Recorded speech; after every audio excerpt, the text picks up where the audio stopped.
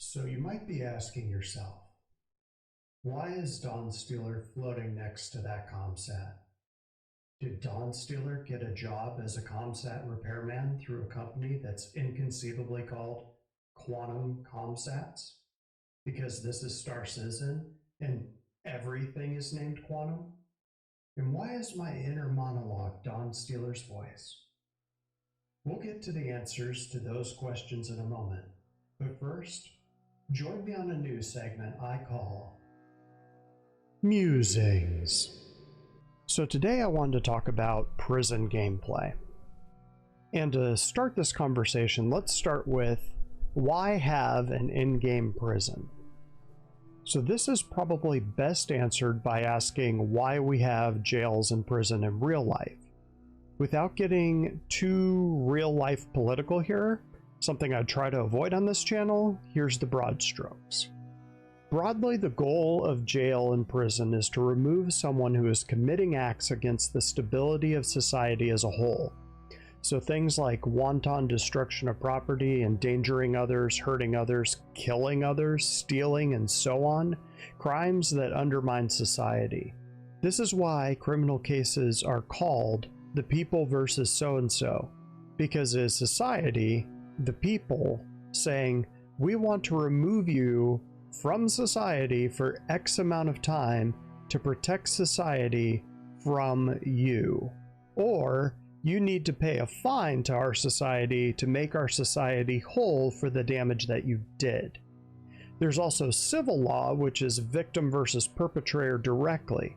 So not society holding a person accountable for their actions, but an individual holding another individual accountable for their actions. Here, the perpetrator won't be sent to prison, but they will be required to compensate the victim for the damages caused. This is damages in a broader sense than, say, blowing something up or killing someone. I doubt we'll have any need for the complexity of civil cases or torts in Star Citizen, but criminal cases are a different story. A secondary objective of prison is sometimes to rehabilitate a person so that they want to be a more productive member of society, rather than a criminal element undermining it. With that in mind, having an in-game criminal system, along with a penalty of prison, is a way of giving a player a timeout, as well as giving the rest of the community a break from that player. The tricky part is doing this in a way that's fun, that has some element of punishment, but isn't overly punishing. This is a tough balancing act. Star Citizen is a game that includes not only the potential of criminal gameplay, but game loops specifically designed around it. There's criminal missions, for example.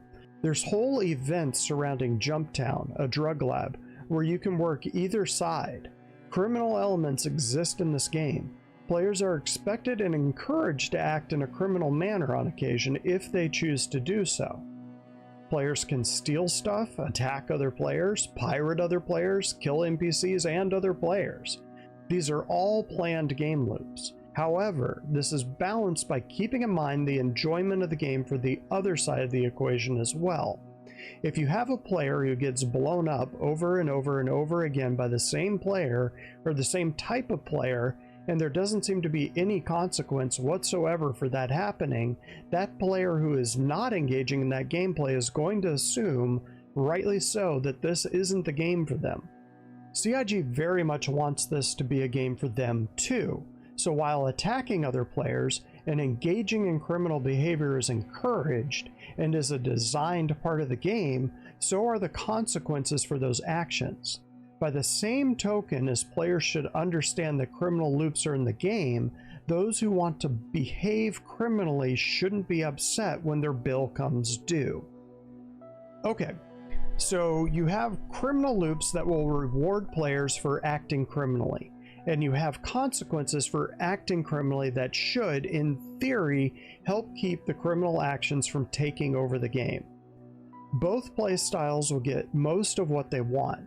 People that want that loop can engage in it, but the more active they are, the more likely someone will track them down and put them into prison. The longer they last, the higher that bill will get.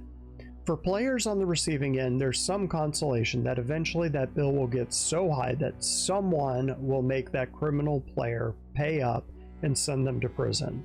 If what the criminal player did was particularly egregious, they'll be in that prison for a while, meaning that the lawful player will have a nice long break from that particular criminal.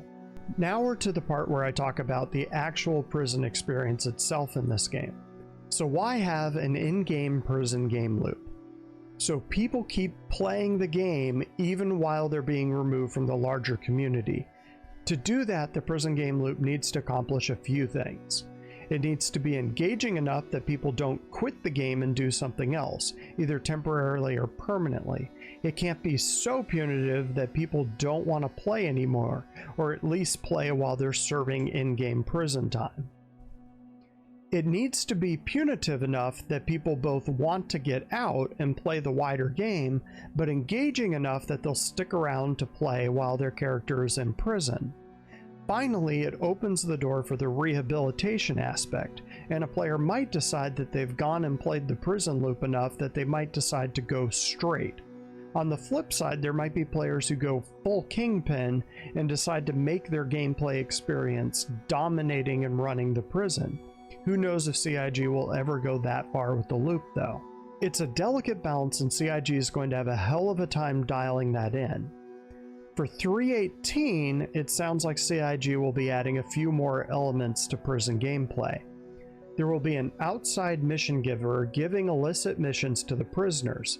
At the moment this is vague, but might include assassinating NPCs or maybe even players that are in the prison. CIG also seems to be adding more PvP to the prison experience, allowing you to loot other players to reduce your own sins, as long as you aren't caught.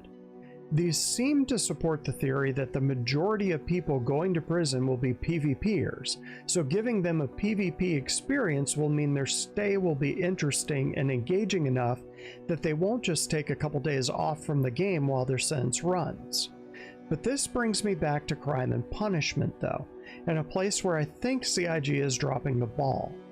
This in-prison PvP game loop is all well and good if you're a PvPer. Part of the fun of the criminal game loop is seeing how long you can get away with it. At the moment, players are being sent to prison for crimes that really shouldn't be as punitive as sending a player to prison for an extended length of time, especially not if they're going to be tossed into that prison with a bunch of players who are so into violent PvP that they're willing to risk in-game prison to engage in it. Of course, there's the argument if you can't do the time, don't do the crime, but by the same token, there are in-game crimes that you shouldn't be doing time for at all. I'd say the majority of the non-violent crimes should really just have a monetary punishment.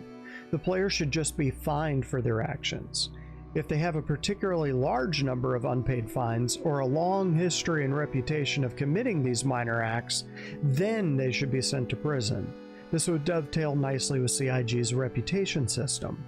A new player wouldn't have a reputation one way or the other, so that wouldn't apply to them. They'd be assessed a fine and learn from that.